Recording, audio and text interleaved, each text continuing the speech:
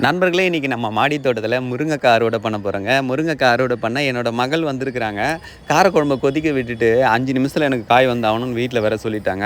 சரின்னு சொல்லிட்டு நாங்கள் சீக்கிரமாக பறிக்க ஆரம்பிச்சிட்டோம். இந்த முருங்கை மரம் பார்த்திங்கன்னா ஒரு 3-3.5 வருஷமாக காய்ச்சிட்டு இருக்குங்க. சரியான காய் காய்க்குது. ஒரே டைமில் பார்த்திங்கன்னா ஒரு 40, 50, 60 காயெல்லாம் வந்து அறுவடை பண்ணியிருக்குங்க. ரொம்ப டேஸ்ட்டான ஒரு காய்ங்க. இந்த முருங்கை மரம் பார்த்திங்கன்னா ஒரு கிளை தான் வச்சேன். அதுக்கப்புறம் நல்லா துளுத்து மரம் மாதிரி சரியான காய் காய்ச்சிட்டு இருக்கு. நமக்கு இன்றைக்கி எவ்வளோ காய் கிடைக்குதுன்னு பார்ப்போம்.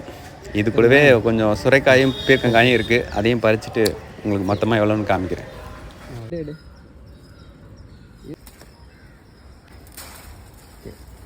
என்னோடய பொண்ணு பார்த்தீங்கன்னா இன்றைக்கி அறுவடைக்காக காலையிலே வந்துட்டாங்க. அவங்க பாருங்கள் எவ்வளோ வந்து முருங்கைக்காய் பறித்து வச்சுருக்காங்கன்னு. 2 சுரைக்காய், அதே மாதிரி 2 பீர்க்கங்காயும் பறிச்சிருக்காங்க. இது சமையலுக்காக காலையிலே கொஞ்சமாக பறிச்சிருக்கிறோம். இந்த வீடியோ உங்களுக்கு பிடிச்சிருந்தா நம்ம சேனலை சப்ஸ்கிரைப் பண்ணுங்கள். மீண்டும் ஒரு வீடியோவில் சந்திக்கலாம். நன்றி, வணக்கம்.